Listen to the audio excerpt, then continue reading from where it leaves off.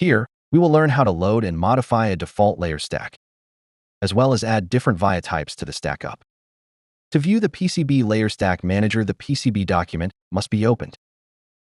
We can do this from the projects panel as shown. With the PCB as the active document, we can open the layer stack manager by selecting Design, then Layer Stack Manager. The shortcut keys D and K can also be used.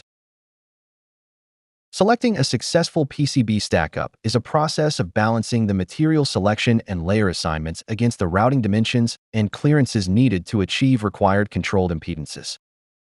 There are also numerous other design considerations that come into play when designing a modern PCB, including layer pairing, careful via design, possible back drilling requirements, rigid flex requirements, copper balancing, layer stack symmetry, and material compliance. The Layer Stack Manager combines all these layer-specific design requirements into a single editor.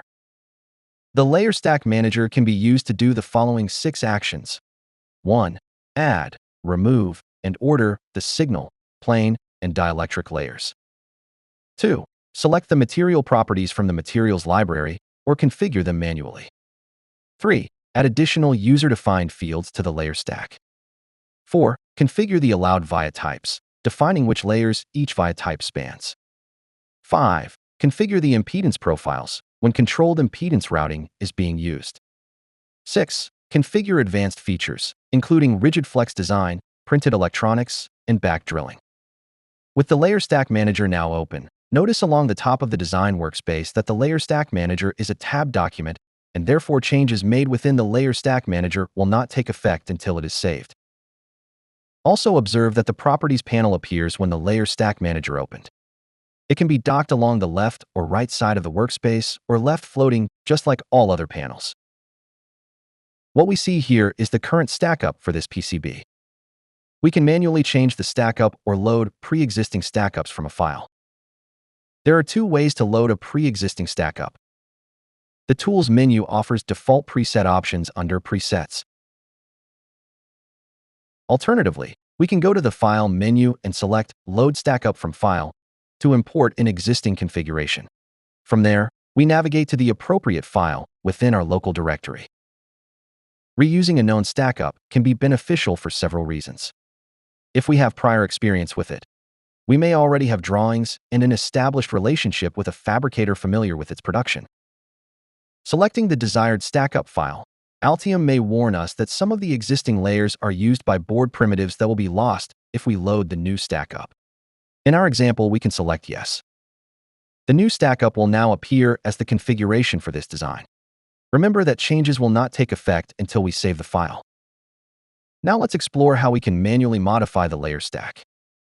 Let's right-click on Top Layer and select Insert Layer below.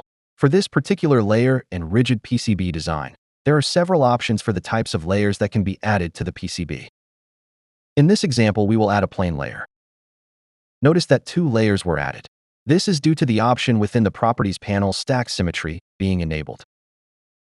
If the Stack Symmetry option is enabled in the Boards section of the Properties panel, layers are added in matching pairs centered around the mid-dielectric layer. This is to ensure stack symmetry exists within our stackup, which is often a requirement within rigid PCBs to avoid warpage during fabrication. We can rename the layers as well. For example, let's click on the new Layer 1 cell and rename it G and D and hit Enter.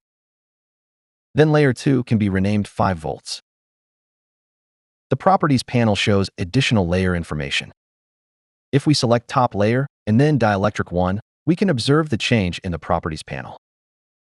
Since Top Layer is a copper layer and Dielectric 1 is a dielectric layer, notice that the material and other parameters within the Properties panel will be different between the layers.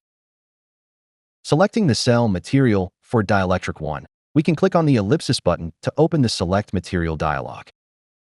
We can use predefined materials for our layers from the Altium material library. For our example, let's select a new core material. We will click OK to change the material selection for the Dielectric 1 layer. Along the bottom of the Layer Stack Manager, there are 2 additional tabs.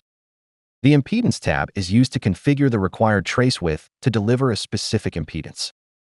The Via Types tab is where we can configure the support via types within our PCB. To explore this further, we select the tab Via Types. By default, a through-hole via from the top layer to bottom layer is available. For multi-layer designs, additional vias like blind or buried vias or micro vias for HDI designs can be added as well by selecting the Add button. Don't forget, as the layer stack is a file, it must be saved before any changes take effect within the PCB design. We have demonstrated how to configure our PCB stackup using the Layer Stack Manager.